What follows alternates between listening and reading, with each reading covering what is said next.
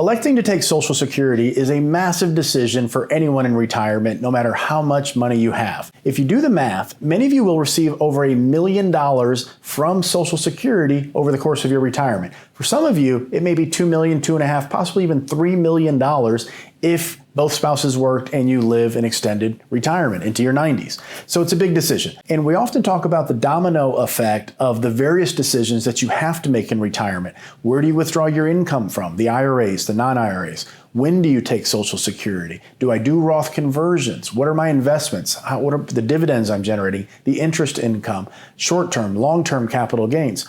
All of these different aspects of income and tax planning are like dominoes. Not only do they affect your taxes and your amount of income, but of course they impact your account balances.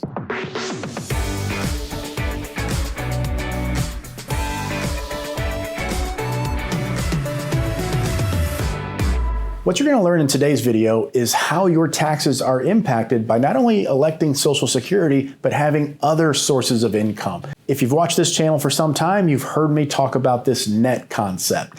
And it's very simple. The Internal Revenue Code, the IRS, it's like a net. So whenever you take income from a certain place, it has the potential to drag, like a net, other sources of income into a state of taxation from one that they previously were not taxed. So you'll hopefully see that today as I go through the example on the screen here, and hopefully apply it to your retirement to make some better decisions, or at least have a better understanding of the impact your decisions are making. Our base case for today's analysis will be a married couple receiving $50,000 of Social Security income. Now, if you're single, these concepts still apply. The thresholds are just different for single versus married filing jointly. So the base case is going to be over here. This is $50,000 of combined Social Security income married filing jointly.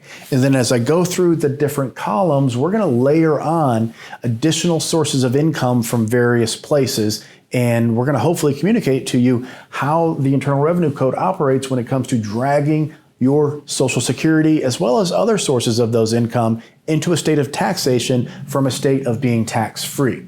Okay, so our base case here, we don't have any other sources of income. So this is a tax planning tool that we use to help identify what are some of the most optimal ways to take income, what's the impact on your overall taxes, if you're gonna make a certain decision versus another. And that's what kind of some of these lines are for. And we see gross Social Security. So this is our base case, so that's receiving $50,000 of Social Security income, husband and wife. Taxable amount of that Social Security is zero.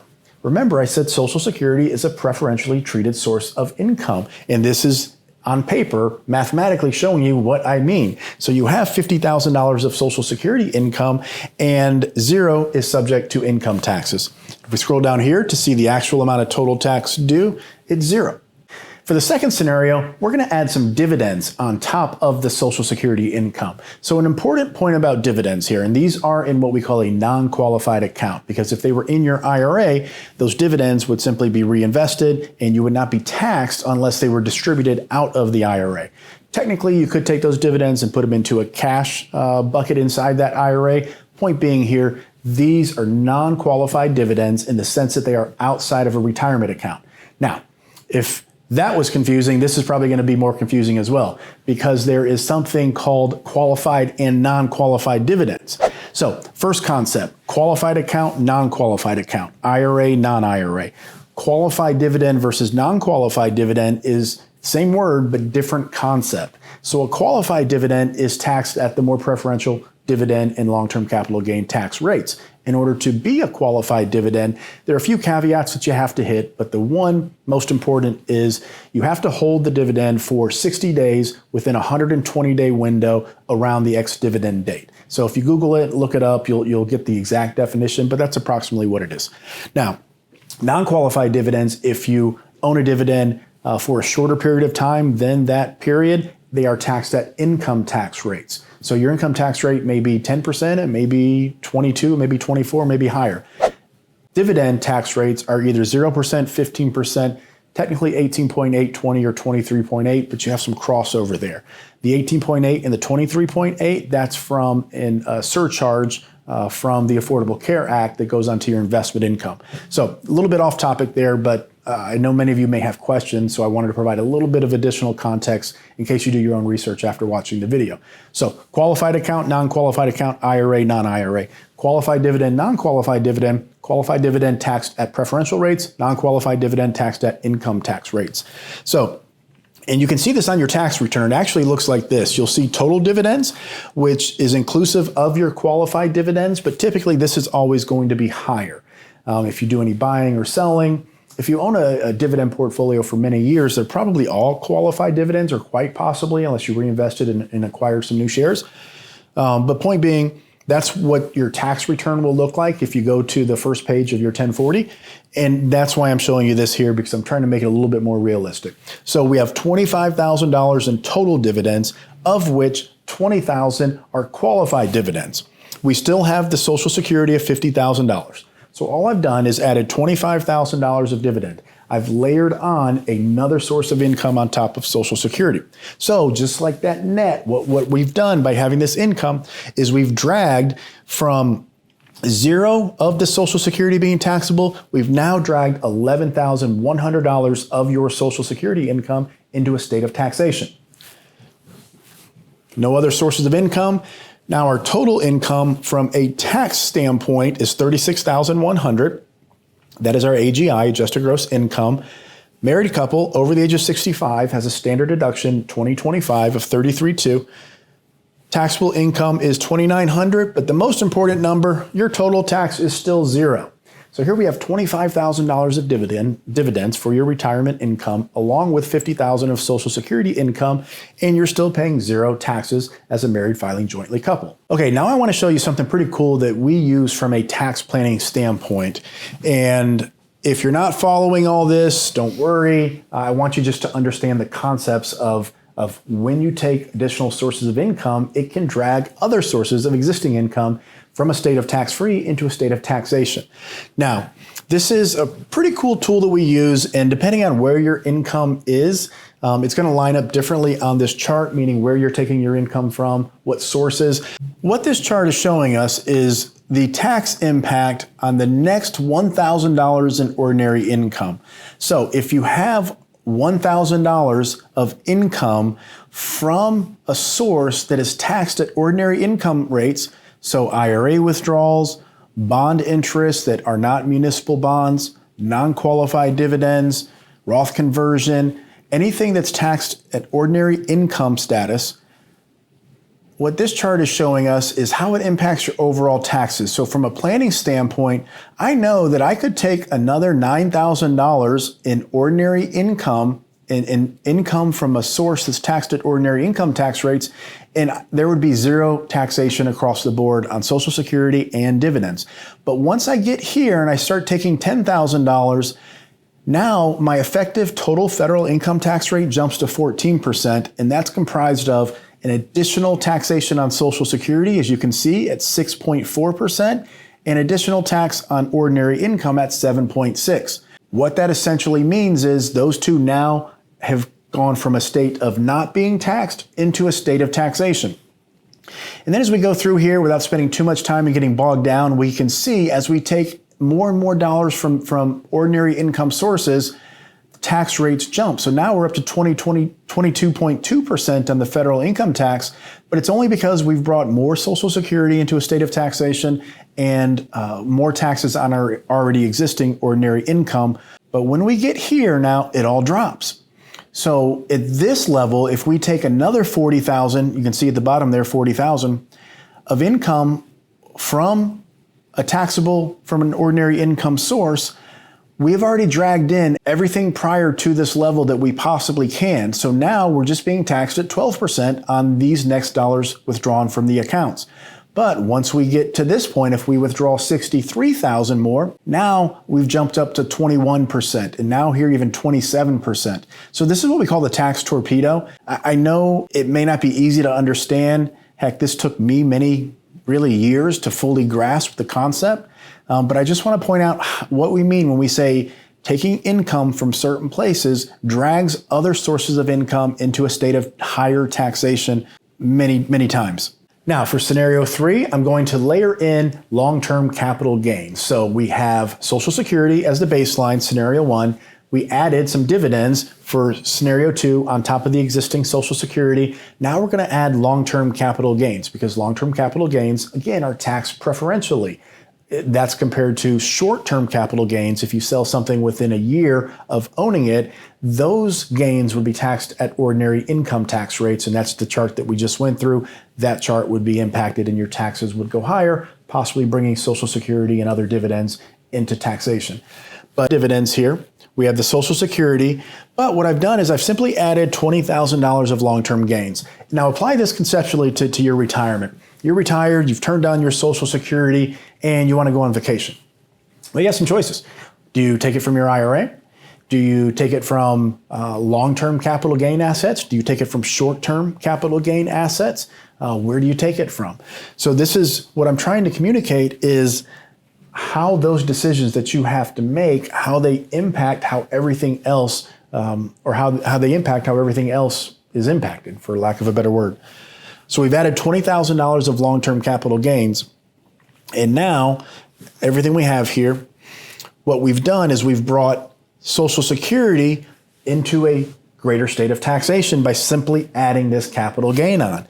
Previously, without the capital gain, $11,100 of Social Security was taxed. Now we've brought $17,000 more of our gross Social Security into a state of taxation. So now that is subject to tax. That's all I've added. Our total income jumps to $73,000, our adjusted gross income. So think about this. This may help you grasp this concept. All we did in this scenario was add $20,000 from long-term capital gains to previously existing circumstances. But it's changed our adjusted gross income by $37,000. My math is correct there. So we've only added 20, but it's gone up 37. Now, from a tax standpoint, we still get the same standard deduction here. Look at this.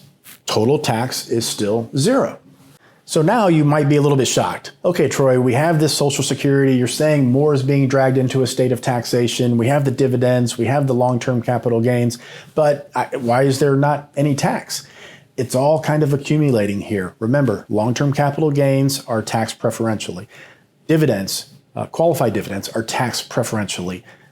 Social Security is taxed preferentially. So we have all of these sources of preferentially taxed income, even though we're up to, I want to say $100,000 or $73,000 of total income, but we're still paying $0 in total taxes. Okay, if you're following along this far, that means hopefully you're either understanding the concepts or you're really interested in tax planning for retirement. Either way, I now have a pop quiz for you. If you look at the last chart that we put up before I added the long-term capital gain there, I showed you that if we take, I think it was another $9,000 of ordinary income, we would exhaust our tax-free income, and we would, once we got to $10,000, we would start to bring things into a state of taxation. So my question is, the pop quiz, why when I take $20,000 of long-term capital gains, did I not exceed that $9,000 threshold and bring things into a state of taxation? Because it was still 0% tax on that extra income that I brought in. Okay, as a refresher, here's the chart that I was just referencing. So we said if we have another $9,000 of income here, is the most income that we can take without bringing Social Security and dividends into a state of taxation. But we took a $20,000 long-term capital gain. Why are the taxes still 0? Well, it's because this is ordinary income. If we actually look down here at how long-term capital gains are taxed, so there's two different tax systems and they work interconnectedly, but they are also separate, meaning we actually could take from a capital gains standpoint, and this just kind of happens to be happenstance, up to $20,000 of long-term capital gains before we bring any other sources of income into a state of taxation. But if I would have taken $22,000 in long-term capital gains, now I'm bringing a total tax rate of 8.5% to the table, which is comprised of 3.9% on Social Security and 4.6% on the ordinary income, which is the dividends, the non-qualified dividends. So point being here is that there are two different buckets that the tax code looks at. One is your capital gains bucket, and the other is your ordinary income bucket. Now, both of those buckets are added together to get to your adjusted gross income, but there are different tax formulas that are applied to ordinary income and capital gains. But when you draw an extra dollar of income from either source, it has the potential to impact the other bucket, not just its own. Okay, for the next layering of income, we're going to add an IRA distribution. So many of you have heard me for years talk about the tax infestation of your retirement accounts and why we want to address that problem, because they are a ticking time bomb. And if you stuck with me this far in this video, this is where the payoff really comes, because hopefully other videos that you've watched that we've done about tax planning and income planning and everything that we talk about here on YouTube, the Retirement Income Show for years with thousands of clients, hopefully this connects the dots. So scenario 4, we have qualified dividends, total dividends, qualified dividends. Nothing has changed here from what I've previously showed you, except what I've added, $25,000 of IRA distributions. So we still have the gross Social Security, we still have the long-term capital gain. But now what we've done is we've, again, if this is you in this particular situation and you want to go on a trip, but now your son or daughter is asking for some money, you may have the question, well, I'm just going to pull it from my IRA. You know, I got a bunch of money in there, no problem. I got this stock that's not doing well. I don't want to own that anyway, so I'll just sell that, distribute it, give it to my son or daughter. Whatever the life decision facing you, you have to then turn around and look at all of your sources of assets and say, where does it make the most sense to pull it from? So hypothetically here showing, I'm going to go in and I'm going to pull it out of the IRA. Well, that distribution now is layered on top of all these other sources of income, and it's not damaging. Okay, our total income gets up to 112. Still have the standard deduction, taxable income 79. To get to taxable, we take the adjusted gross income, subtract the standard deduction, we get to taxable income. And because of the Tax Cuts and Jobs Act, rates and buckets are still large, income tax buckets, and rates are still lower.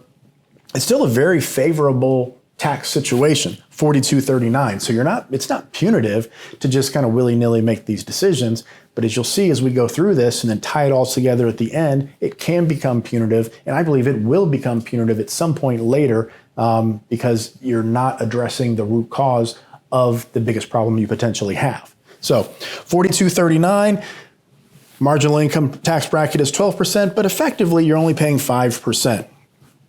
Now, I want to point this out because here we can see where we're going to incur the most amount of taxation if we have to make another decision. So if I was working with a client and we're in a review, or you call me up and you say, hey, Troy, I need another $20,000, something to come up. Should I take it from the IRA or the non-IRA? Well, I'm going to pull up the tax plan that we have for you, and I'm going to very clearly see that if you take it out of the IRA, that $20,000, you're going to pay 12%.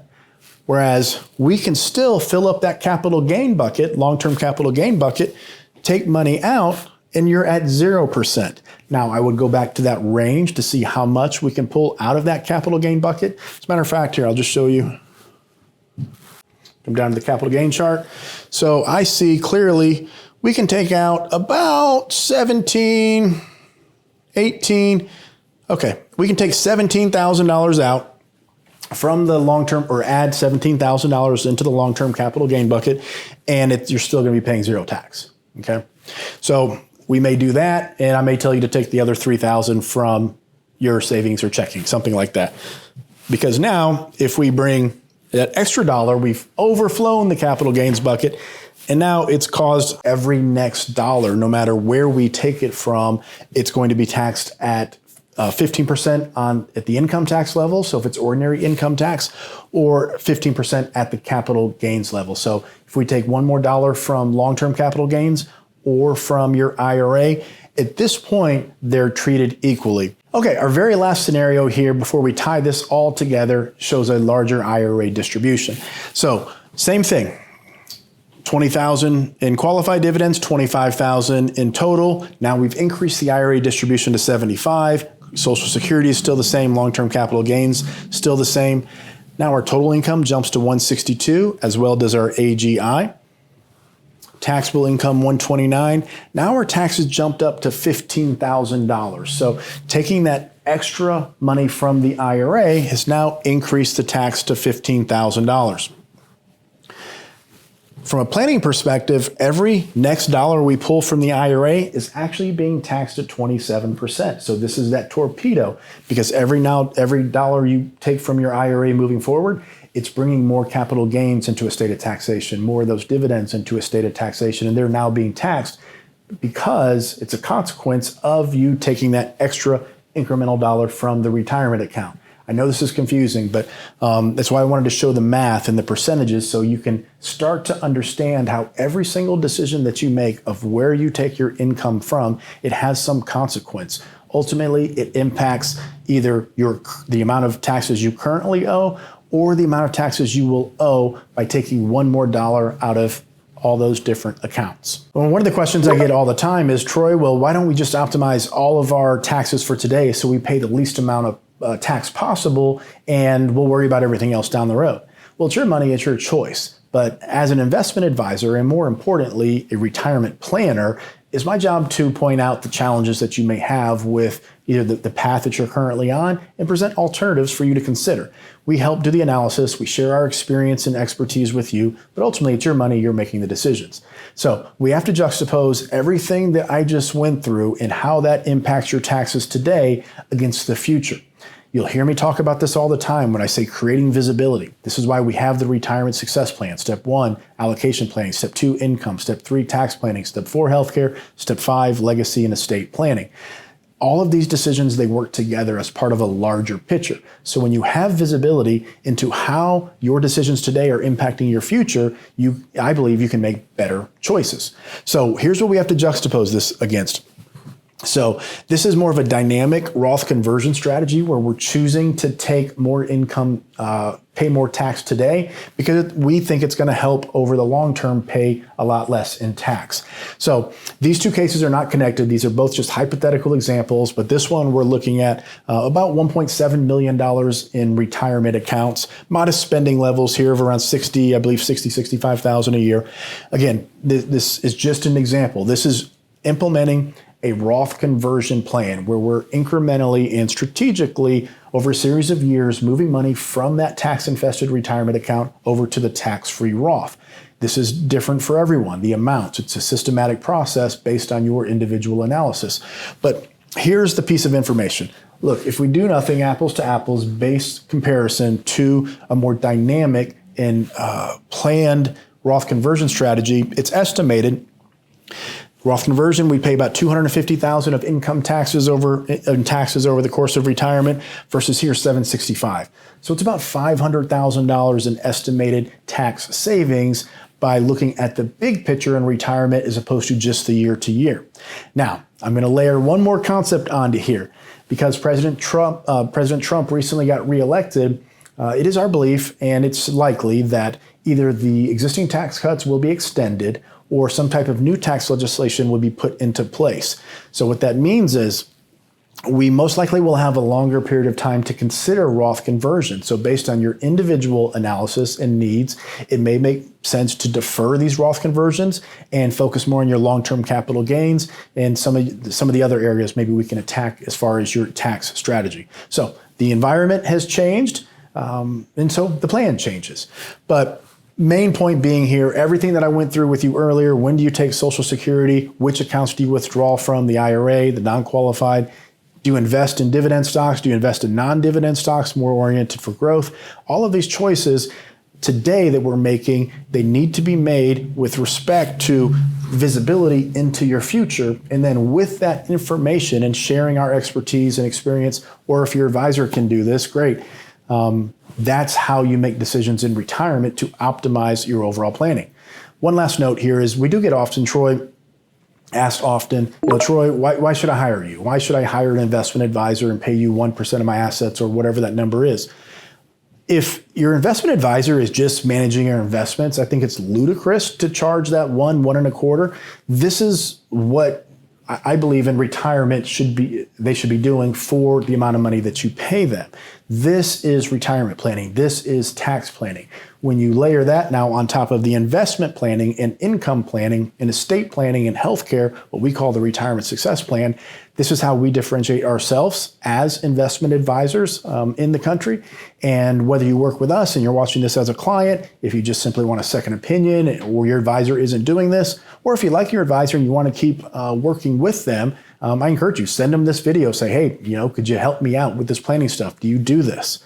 And then hopefully they can implement this type of planning into your overall plan. So if they need help, want to learn how to do this, of course, we would charge a fee, but have your advisor call us and for a fee, we would help educate your advisor. So I hope you enjoyed this video. We look forward to seeing you on the next one.